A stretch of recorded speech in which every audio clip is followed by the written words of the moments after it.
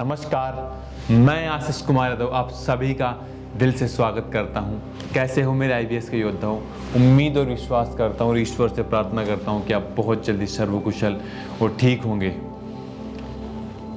आज का यह वीडियो एक बेहतरीन सेशन होने वाला है और शायद कुछ ना कुछ आपको डिफरेंस आज के इस वीडियो में ज़रूर मिलेगा। एक सिंपल सी बात बताता हूं आपको कि अगर आपको जीवन में उथल पुथल जो अभी आपके अंदर मच रही है, जिसको लेकर के आप हर वक्त पागल से बने रहते हैं कि ये सफ़र जो हमारा अभी चल रहा है ये वास्तव में ठीक होगा या नहीं होगा, ये जो हमेशा माइंड में जो कन्फ्यूजन बनी रहती है, इसको अगर आपको ठीक करना है, चाहते सब हैं कि ये चीज़ एग्जैक्टली ठीक हो और क्यों नहीं होनी चाहिए, 100% है कि ठीक होना चाहिए। लेकिन वास्तव में अगर आप इस चीज़ को जब तक डिज़र्व नहीं करते हैं तब तक आप इसी से कभी बाहर नहीं निकल सकते। अगर मैं आपसे बात कर पा रहा हूँ, अगर मैं चीज़ें आप लोगों को शेयर कर पा रहा हूँ, तो इसका मतलब ऐसा नहीं कि थ्योरिकल बातें हो रही है या सिर्फ हवा में बातें बोली जा रही है, ऐसा नहीं है। मैं ये नहीं बोलता कि मैं 100% ये बात बोलता हूँ कि जो चीज़ें मैं बोलता हूँ वही सत्य होती है, ऐसा कुछ नहीं है। सिंपल सी बात ये है कि जो मेरा अनुभव रहता है, जो मेरा नॉलेज है, जो मेरी डिग्रीज़ हैं, जो मेरा बेसिकली एक्सपीरियंस है, वो जहाँ तक वर्क करता है वो मैं टोटली आप लोगों के साथ शेयर करता हूँ और वो एग्जैक्टली वर्क करता है, उसमें कोई प्रॉब्लम नहीं है।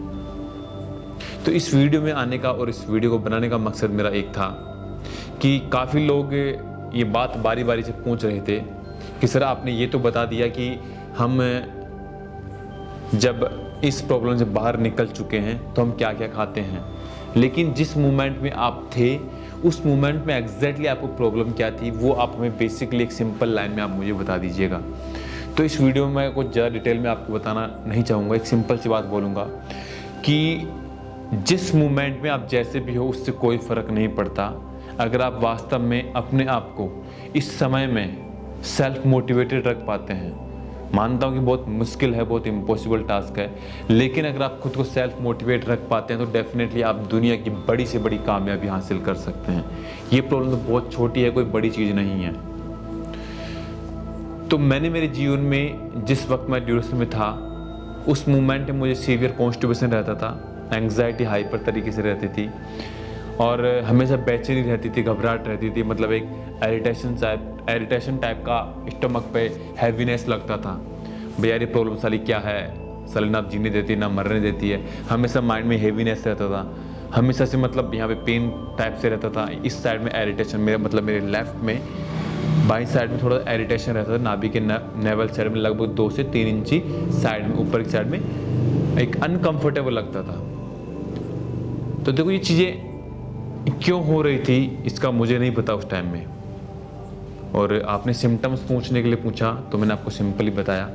मोशन जाता था 5-5 बार, 10-10 बार, 15-15 बार जो मैं मोशन जाता था, और यहाँ तक कि मेरी एक क्रिटिकल स्टेज तो ऐसी आ गई थी कि जहाँ तक लगभग मैं 15 दिन से मोशन जाया करता था।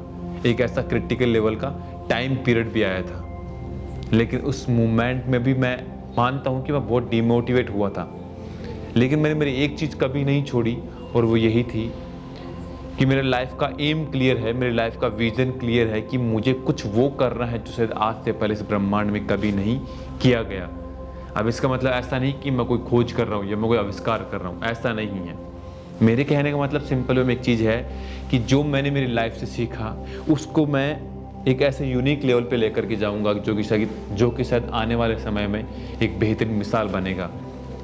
कैसे बनेगा, क्या प्रोसेस होगा, कैसे कैसे किया जा सकता है, वो जो भी मैं मेरे एंड से बेस्ट कर सकता हूँ वो मैं कर रहा हूँ। मेरा जो इस ड्यूरेशन से मतलब मेरा जो उस समय में मैं कैसे अपने आप को बाहर निकाल पाया, कैसे अपने आप को सेल्फ मोटिवेटेड रख पाया, उसकी सिर्फ एक सिंपल वजह थी कि मेरे लाइफ का एम, मेरी लाइफ का विजन, मेरा डायरेक्शन, मेरा डेडिकेशन बिल्कुल क्लियर है कि मुझे क्या करना है। मेरा सपना था कि मुझे मोटिवेशनल स्पीकर बनना है, फिर चाहे मुझे उसके लिए जो भी कुछ करना पड़ेगा मैं सब हदें पार करूँगा।